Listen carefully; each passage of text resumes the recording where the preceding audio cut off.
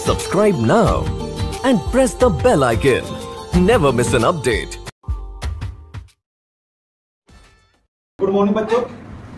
22 में आज हम लोग देखेंगे निगेटिव सेंटेंस का वॉइस। रूल 17 है।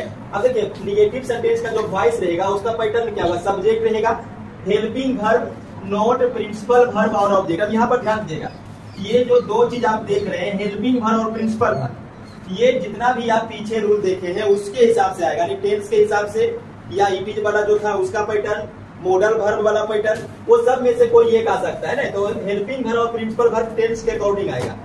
अब अगर ऐसा सेंटेंस आता और इसको आपको पैसिव में चेंज करना है तो पैसिव वॉइस में चेंज करने के लिए क्या करिएगा कि जो ऑब्जेक्ट है इसको सब्जेक्ट 1 बनाएगा, ठीक है। अब यहाँ पर जो हेल्पिंग वर्ब है वो आपको ही बता रहे थे कि हेल्पिंग वर्ब और प्रिंसिपल वर्ब रहेगा टेंस के अनुसार, तो उसी टेंस के अनुसार चेंज करके देना है। तो जैसे यहाँ पर मान लो डू या डज है तो यहाँ पर डू या डज मत लगा दीजिएगा। डू या डज प्रेजेंट टेंस में, और प्रेजेंट टेंस के पैसिव में आप बात कीजिए जा रहे में लगता था, तो यहाँ पर हेल्पिंग वर्ब भी जा रहे में लगेगा, बदल जाएगा। तो यहाँ जो हेल्पिंग वर्ब है वो हेल्पिंग वर्ब यहाँ भी लगेगा, कोई जरूरी नहीं है, वो टेंस के हिसाब से देखना पड़ेगा। उसके बाद नोट तो वैसे ही रहेगा। और आप कीजिए जब भी वॉइस बनेगा, पैसिव वॉइस बनेगा तो प्रिंसिपल वर्ब का कौन सा रूप आता है, तीसरा रूप। ये तो ठीक है, प्रिंसिपल वर्ब जो भी रहेगा उसका तीसरा रूप दे दीजिएगा। उसके बाद सब्जेक्ट का क्या बनता है, बाई प्लस एजेंट, ठीक है। अब जरा इसको कुछ एग्जाम्पल समझिएगा। एग्जाम्पल देखिए, I do not eat rice, subject हो गया, डू क्या हो गया हेल्पिंग वर्ब, फिर निगेटिव के लिए नोट आ गया, प्रिंसिपल वर्ब का पहला रूप और ये ऑब्जेक्ट। अब यहाँ पर पैटर्न देखिए, subject, helping verb, note, verb और ऑब्जेक्ट, कौन सा है एक्टिव वर्ब, एक्टिव वॉइस या एक्टिव वर्ब जो भी कहिए। अब ध्यान दीजिएगा, ये जो हेल्पिंग वर्ब है और प्रिंसिपल वर्ब का पहला रूप, ऐसा क्यों आया है, सेटिंग क्या है, डू और पी भी वन, प्रेजेंट इंडेफिनिट टेंस है इसीलिए डू लगा है और पी भी वन लगा है।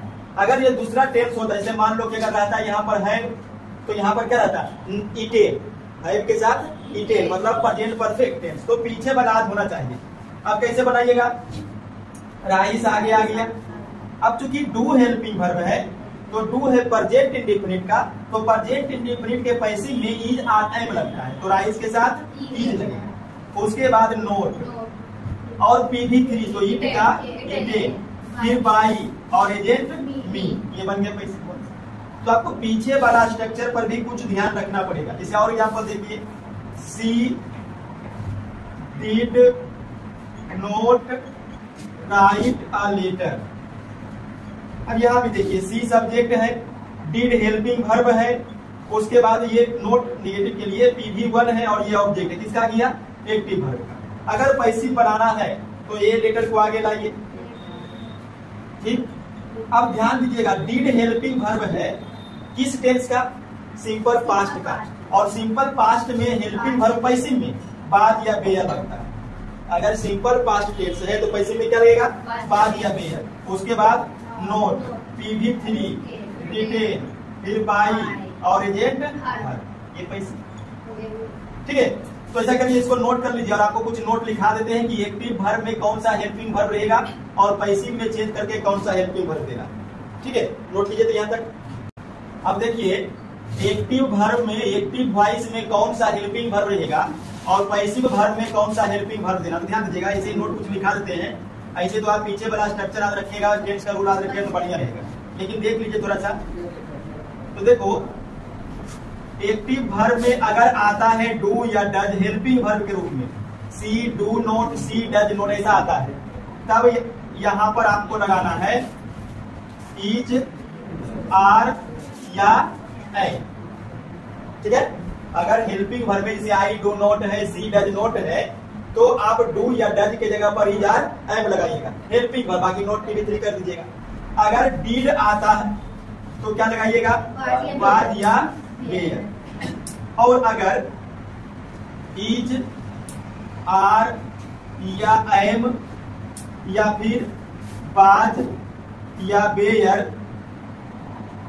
प्लस नोट आता है, इज, आर, एम, बाद, बेयर प्लस नोट, तब इसको बदलिएगा पैसिव में, is, are, am, was, were plus not plus being लगाइएगा। ठीक है, उसके बाद अगर हैज या हैव या हैड आता है और इसके बाद नोट आएगा तो इसमें चेंज नहीं कीजिएगा। हैज, हैव और हैड जो भी होगा उसको लगा दीजिएगा और प्लस नोट तो लगेगा और इसके बाद बीन लगा दीजिएगा। ठीक है, ये हैज हैव हैड चेंज नहीं होगा, खाली वो क्या जुड़ जाएगा, बीन जुड़ जाएगा। उसके बाद अगर मॉडल वर्ब के साथ नोट आता है, इसके साथ मॉडल वर्ब के साथ नोट आता है, तब वहां पर मॉडल वर्ब प्लस नोट तो लगेगा, एगो बी जोड़िएगा।